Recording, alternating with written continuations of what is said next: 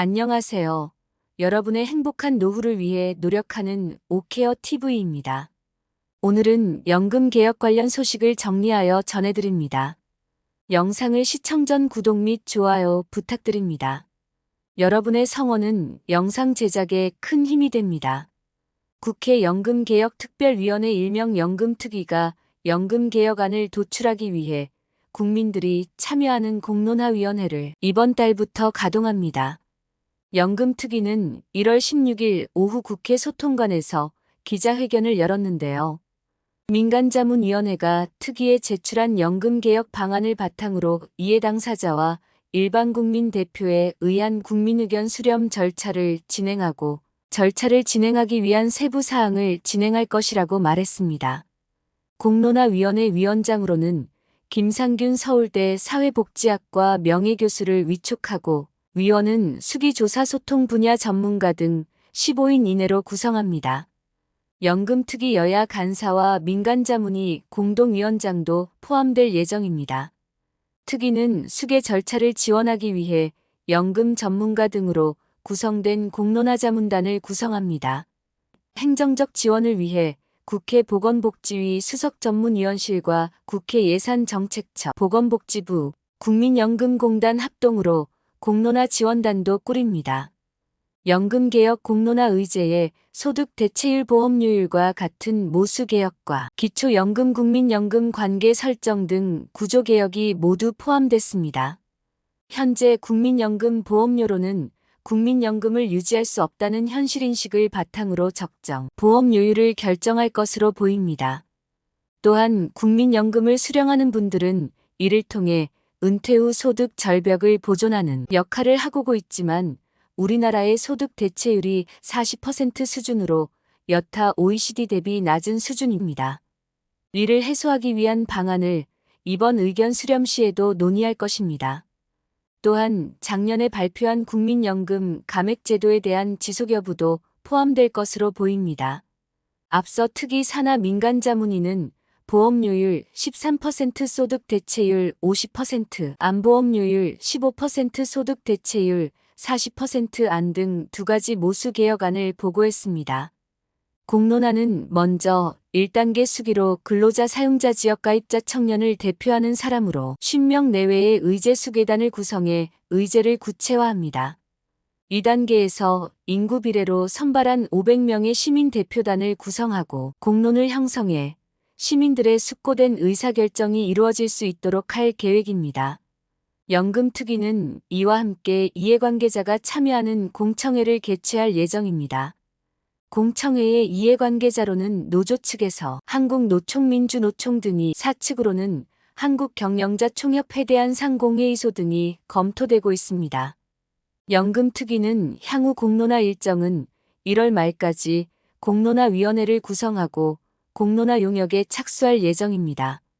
다음으로 위원회에서 수계 절차를 신속히 진행해 4월 중에 최대한 앞당겨서 공론화 결과를 발표하는 것을 목표로 하고 있다고 밝혔습니다. 연금특위는 공론화 결과를 토대로 21대 국회 임기가 끝나는 5월 말 이전에 여야의 연금개혁 합의안 도출을 시도할 예정입니다.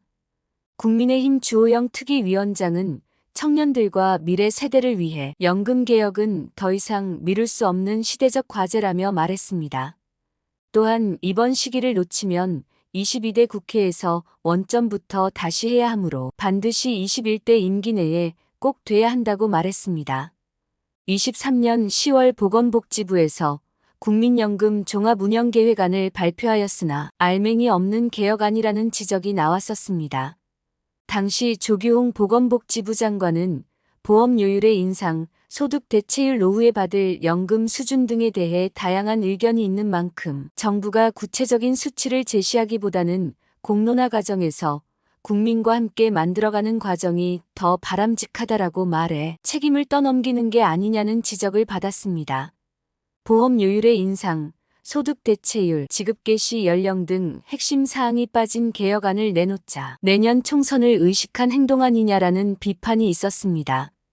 부디 주호영 특위위원장의 바램대로 국민의 의견을 최대한 수렴해 공감대 형성하고 명확한 방향성과 정책이 여야 합의하에 발표되었으면 좋겠습니다. 이와는 별개로 작년 5월에 발의된 개정안의 핵심 내용은 어르신들에게 기초연금을 빠르게 지급하도록 한다는 내용이었습니다. 전 세계적으로 우리나라의 노인 빈곤율과 자산율은 OECD 국가들 중에도 최상위권에 속합니다. 정부에서는 노인들을 위해 복지 정책을 펴고는 있지만 제대로 혜택을 받지 못하는 분들이 많은 것이죠. 이 중에서도 국민연금과 기초연금 연계 감액제도가 가장 큰 문제로 대두되고 있습니다.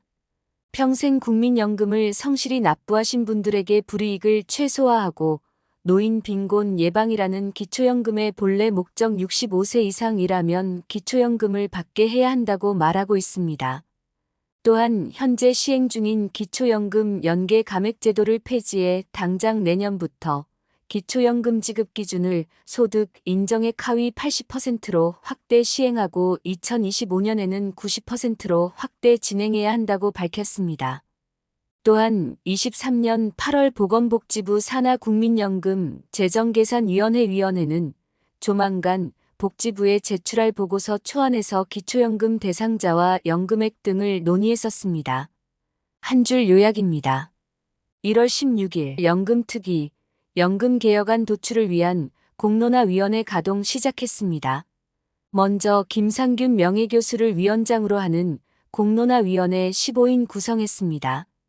의제중 연금개혁안은 모수개혁과 구조개혁 포함, 현재의 보험료 및 소득 대체율 문제를 다룰 것입니다. 여기서 국민연금 수령자 소득 대체율이 낮아 해결 방안 논의 예정입니다. 민간자문위, 모수개혁안 제안할 예정입니다. 1단계로 의제수계단 50명 구성하고 2단계에서 시민대표단 500명 참여해 의제 구체화할 것입니다. 다음으로 공청회에서 노조와 사측 대표 참여 예정입니다. 공론화 일정은 24년 1월 말까지 구성하고 4월 중에 결과 발표를 목표로 하고 있습니다. 21대 국회 임기 종료 전에 여야 합의안 도출할 계획이 있습니다. 주호영 특위위원장, 연금개혁을 미룰 수 없는 시대적 과제하고 말했습니다. 연금개혁 관련 여러분들의 소중한 댓글 및 의견을 주시면 영상 제작에 참조하겠습니다. 여러분의 성원이 영상 제작에 큰 힘이 됩니다. 구독해주시고 이미 구독하신 분들은 댓글과 좋아요 부탁드릴게요. 다음에 더 좋은 영상으로 찾아뵙겠습니다. 감사합니다. 연금개혁 관련 여러분들의 소중한 댓글 및 의견을 주시면 영상 제작에 참조하겠습니다. 이 영상을 보신 분들이 항상 건강하고 행복하셨으면 좋겠습니다. 내용이 도움되셨다면 구독 및 좋아요 부탁드립니다. 감사합니다.